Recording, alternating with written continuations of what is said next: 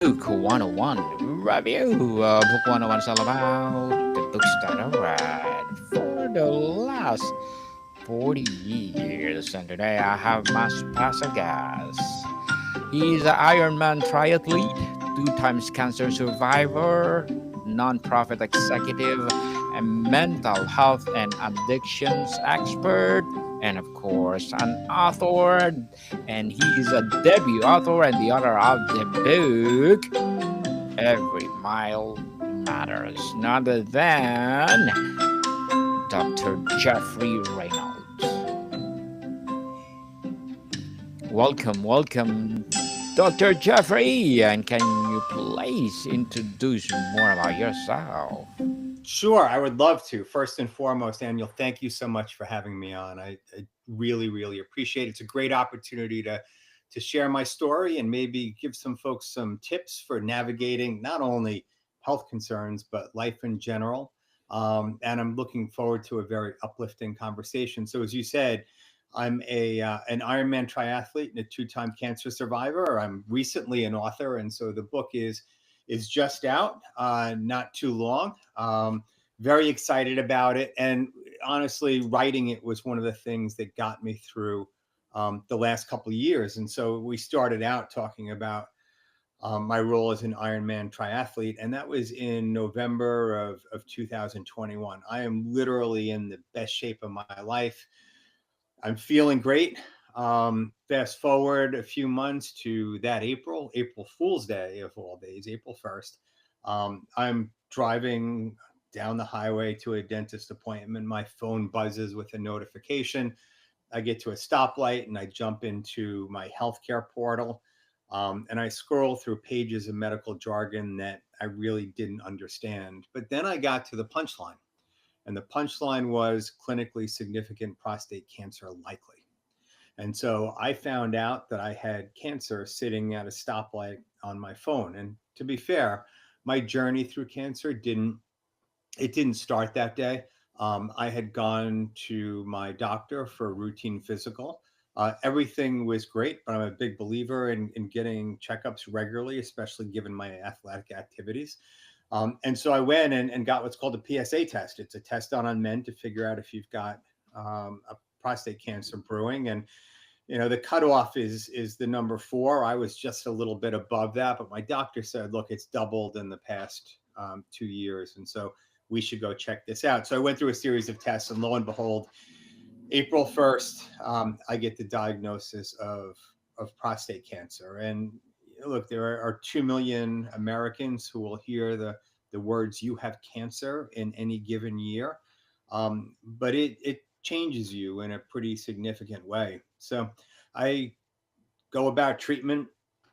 Treatment was actually pretty quick. I was treated in July of that year, diagnosed in April, treated in July, back on the road to recovery. In fact, I did in November the New York City Marathon. So I ran 26.2 miles, felt pretty good, not great. I didn't set any course records or anything, but I was back to exercising and back to doing well. I had become an evangelist for regular checkups, especially now. Since I went for one, I had no symptoms and I found out I had cancer that would have been a lot worse had it not been discovered early. So I went for a colonoscopy, very routine test. I had no symptoms. I should try to probably get it, make sure everything is good. And that August, I was diagnosed with stage 3B colorectal cancer. That's an advanced cancer that has spread to outlying tissue. And I'll tell you, 2 cancers in 2 years is a lot to take, and this one was much more serious than the first. And treatment was going to be more of an ordeal. And so that's really when I started to write the book and began to tell the story. Dr. Jeffrey Reynolds, thank you so much for sharing your knowledge and wisdom to the world. And thank you for empowering us. What was defining moment made you decide to write this book? Every mile matters. So, one of the things about my treatment is that it involved, a fair number of doctor's appointments. People complain about colonoscopies because it's unpleasant, it's uncomfortable, you can't eat for 24 hours ahead of time. I went to more than 80 doctor's appointments in 6 months. So you want to talk about inconvenient, that's pretty inconvenient. But I started blogging about my experiences, and I started blogging because I wanted to spread the word. I wanted to spread the word to men, other men, about prostate cancer and the importance of getting screened and the importance of talking more openly and honestly about these issues. And then the second time, I wanted to talk about colorectal cancer because it's something that nobody really likes to talk about. And yet, the importance of early detection is so critical. So I started down the treatment journey, and the treatment journey for me involved 27 days of chemo. It's 27 days straight and 27 days of radiation, and then a short treatment break, and then several months worth of chemotherapy infusions. And when you do that every day, and you see folks that are struggling, and you see folks that are doing well, and you see folks who wish they had figured out that they had cancer a little bit earlier, you see folks who are there one day and then not there the next because they didn't make it. It hits close to home, and I wanted to tell the story. The other thing is the chemotherapy infusions involve sitting in a chair in a medical office for 6 hours, and that gives you lots of time to think and lots of time to write about what's Yes. going on. And so this felt like a good opportunity to share some of those experiences with the world, not only about early detection, um, but how you process curveballs that come your way, things that you never expected. I fully expected to do an Ironman triathlon and to suffer for 15 hours. That was a given. I signed up for it. 2 bouts of cancer I didn't sign up for, yet the voluntary discomfort that I was willing to put myself through positioned me for these series of challenges that would include not only the shock and surprise of the diagnoses, but also making it through treatment. Chemo takes its toll on your body. Chemo is a toxic substance. You're putting it in your body in hopes that it's going to target the cancer and not kill everything else around it, but it takes its toll on you. In order to get through, you need some coping mechanisms. You need support from other people, and you need a determination, focus, and grit that triathlon helped me develop.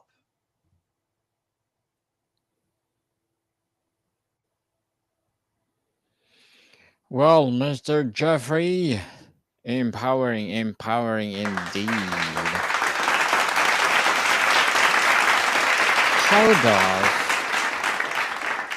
How does your story redefine what victory looks like in both triathlon and cancer battles? Yeah, so there were times when I was training for triathlon, and training for an Ironman means that, on Saturdays, you're out on the bike for probably 5 hours and then running for another two. And on Sunday, you're probably running a 20-mile long run over the course of 4 hours. And so um, that's a lot of time on the road. That's a lot of wear and tear on your body. And it went from I have to do this training because I want to do Ironman and I don't want to die doing it, to I get to. And so I couldn't maintain the same level of activity during chemotherapy. I still maintained some level of activity, but certainly, not 30 hours worth of training a week. And I really missed it. And, if you ever want to develop an appreciation for the ability to move and the ability to exercise, have somebody or something take it away for a period of time, and then you realize the gift of being able to run a mile straight without stopping. You learn the gift of being able to ride your bike and feel the wind blow, across the handlebars. You learn the beauty of being able to go into the open water and just be free and swim for a half an hour. And so it changed my outlook about things that I thought I had to do that instead I get to do. It's a privilege to do those things. The other thing is, when I first was diagnosed with prostate cancer, my first thought was, how am I going to get through this? I'm young. I shouldn't have cancer at this age. And how am I going to get through this? And then I thought back to my triathlon experiences and said, look, I do hard things. I sign up for hard things. I do hard things and I power through hard things. I can do this without any problem whatsoever. And I did. It's almost like, the things that test us become the testament to what's possible. And for me, Ironman gave me the um, just the strength, the power, the confidence to be able to conquer the next challenge that comes along. And when the second cancer came along, yeah, it was a little bit more daunting because it's a more serious diagnosis. It's a more serious form of cancer, and the survival rates are much lower than they are for something, say, like prostate cancer. And so, my athletic experience combined with the first cancer bout did give me confidence to make it through the second bout. And then, look, nobody does this alone. We always say that nobody trains for an Ironman alone because your family makes sacrifices, the people around you make sacrifices. On the day of the race, there's a few thousand volunteers that are there to help you. There's lifeguards in the event that you get in trouble in the water. There's folks to help you fix your bike. Same thing goes with cancer. There's a team that assembles around you, includes both your loved ones as well as medical professionals. And you really learn to embrace that team. And that really became the fodder for the book. Churning out a book is not an easy task either. There are authors who say, yeah, I publish a couple of books a year. That's not me. That's not my goal. This was a really personal book that required me to look inside myself and think about how cancer had changed me. And it did. It changed me physically. There are side effects that I deal with now that will never go away. I am technically cancer free, but there's side effects from the chemo and radiation that don't disappear. Cancer changes the nature of your relationships. Lots of friendships grow closer. Some grow apart, although I didn't experience that, but relationships grow a little bit closer and tighter. Your relationship with your family, right? If you're staring down death, your relationship with your family changes for everybody. And then the other way it changes is spiritually.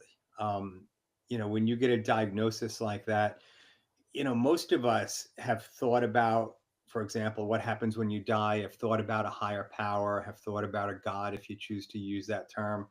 But they're not things that people fully wrestle with and make decisions about. Is there an afterlife? Are you reincarnated? That kind of thing. And those are things you start to think about when you're facing a pretty significant diagnosis. And so, I think cancer changed me in so many ways. Um, there are folks out there who will say, cancer is a gift. I don't believe that. Cancer sucks. Let me just say that. But it does teach you new things. It does teach you a new appreciation for life. It does teach you the value of a day, and it makes you think more critically about how you spend your time and the way you treat people. And it makes you think about your spiritual relationships. That is, what does your relationship with the higher power look like if you have one of those? And so it's a life changing experience, but I also think it's a life affirming experience if you play it the right way. There are plenty of folks that go to the go to the dark side and suffer from anxiety, depression, and everything else when they get this kind of news. That's not me, and I wasn't willing to let that happen.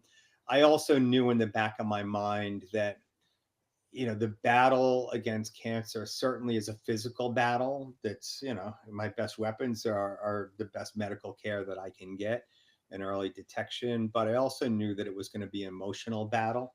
And the more I could kind of power up, soak in the energy from the people around me, try to look at the positive and the upsides, and develop a real, genuine, and sincere gratitude for the things I have versus versus disappointment with the things I didn't have. I knew that would impact not only my mental state but also my physical state. The way we think about things dramatically impacts our body and the way we respond. And I don't think that worrying necessarily causes cancer. But I'll tell you, going into this, you want every advantage you can get. And if having a positive, uplifting attitude about it gives me even the tiniest advantage, then I wanted that advantage. Truly, truly advantage and empowering story, Dr. Jeffrey. So, as an Ironman triathlete, two times cancer survivor, and a debut author, what are your short term and long term goals? Yeah, so in my day life, I have the privilege of running a large not-for-profit organization here on Long Island in New York called Family and Children's Association.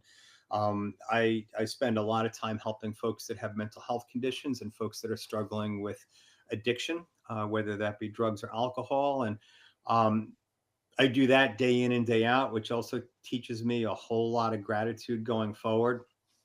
Look, above all, I need my health in order to do those things. So I'm hyper focused on my health. I go in for regular checkups to make sure that the cancer hasn't come back. I'm certainly promoting the book.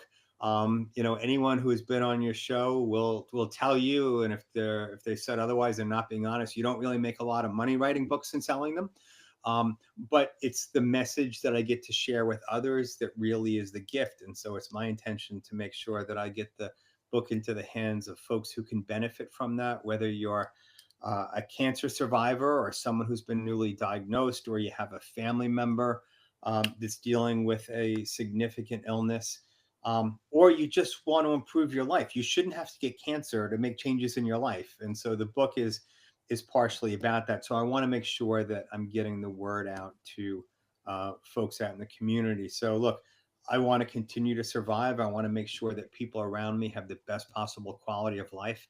And for as long as I can, I want to make sure that I'm spreading a message of hope, of power, of inspiration, and just trying to help other folks out there that might be struggling. So that's my plan for the short term. The long term, we'll see. And look, I love coming on shows like this and talking a little bit about my experience. I find that with any kind of thing like this, the more you talk about it, the more your ideas and thoughts develop around it. And so each time I talk about this, it moves me a little bit further down that continuum of mental health and wellness and being able to share in a way that's open, honest, and authentic.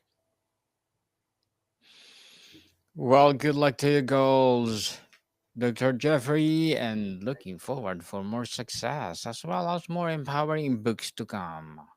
And what would be your piece of advice for those people out there want to be an author, and of course for those people out there suffering from cancer? Yeah, look, if you're struggling with cancer, understand that you're not alone. Build your tribe, build your support system. Know that the tools that modern medicine has today are better than they've ever been in the history of time, and they continue to get better with the advent of AI and personalized medicine. And just know that you're not alone in dealing with this. As far as my advice to authors, I wouldn't have written this book if I didn't have those two diagnoses. I always knew that I had a book inside me, but I never would have written if it wasn't for the threat of not being able to write it because I was sick. And so it also shouldn't take a significant medical diagnosis to get started. So if you're out there and you feel like I have a book inside me, whether it's fiction, nonfiction, maybe you want to write about your childhood. Maybe you want to write about something personal to you, or about your family, or about something that you believe deeply in. Get started. The hardest thing I think is taking that first step. Whether we're talking about going out for a run, jumping on the bike, the hardest part is lacing up your sneakers. The rest of it comes early. So if you've been thinking about writing a book, you've been toying with the idea, you think maybe there's something you want to share with the world, start now. Simply write the first word. The second, third, fourth, and fifth will come that much easier. I got the book done by starting exactly in that way, and then making sure that I set aside at least an hour each day to work on the book. And whether I wrote 25 words or 2,500 words, I spent that hour kind of reflecting on what I was doing. But the most valuable piece of advice I think I could give is to just get started. Yes, start now, people. Stop procrastinating. And write, write, write if you have the passion to write. And Dr. Jeffrey, can you please recommend a book or books that influence your journey? Yeah, so I would say, in addition to my own, books by Ryan Holiday. I'm a big fan of Stoicism, and so I read a lot of Ryan Holiday's books about Stoicism and the philosophy of life. I'm a big fan of Tim Ferriss, big fan of Andrew Huberman. Basically folks that talk to you a little bit about life hacks and how to make life a little bit easier and a little bit better. Thank you for that recommended books, Dr. Jeffrey. And how has this experience changed how you measure personal success? Yeah, like I said, you don't really you don't make a lot of money writing books. I've always worked in the not-for-profit sector, so money's never been a big motivator for me. I think once you have a significant medical diagnosis, you start thinking more about legacy. I thought a lot about, how would I be remembered? What would people say about me? What would they think about me? Would they say that I was a good guy? I even went so far as to, sometimes as you're going through this, you lose people in your life and you wind up going to their funerals. And it was like almost every funeral became a dress rehearsal for my own. And I started thinking a lot about, if somebody has a funeral for me after I'm gone, what do I want that to look like? Do I want everybody to be sobbing? Do I want them to be happy? Who would come? Who would be too busy? Who would have something else to do? And so it does force you to think a little bit about some of those things, not in a morbid kind of way, but they become a little bit more real and a little bit more proximate. But I think the biggest thing is it's a reminder that we all only have, and I heard this saying recently, on average, we all have about 80 summers in us. If the average lifespan is about 80 years old here in America and elsewhere for that matter, then you've got 80 summers. And so for an entire summer to pass and you don't pursue your hopes and dreams and wishes and do a little bit of what you want to do, then you're wasting time. And we all have this invisible ticking clock above our heads that stays there persistently. And so for me, I think a lot deeper and harder about how I spend my time, who I spend it with, and what I get out of that time. And so, my commitment to public service, my commitment to educating folks, my commitment to advocating for folks who maybe don't have it as good as me, was is stronger than ever before. Dr. Jeffrey, how would you tell to someone newly diagnosed who's searching for their own way to fight? Yeah, I mean, I'd say a couple things. One, stay off the internet. I made the mistake after I was diagnosed of Googling every term in my medical chart, of joining online groups of people who are, struggling with some of the same things. And it didn't lift me up. It didn't empower me. It didn't give me, concrete information. It just sent me down a rabbit hole of worry. And so what I would say is take it a step at a time, line up a medical team that you feel comfortable with, share your diagnosis with others when it makes sense and when it feels right. Um, I also, I hedge a little bit. I have mixed feelings when we talk about cancer warriors. And so the language that we use around cancer is, when somebody passes away, we say they lost the battle. We call ourselves warriors when we're in treatment. We call ourselves survivors if we're successful.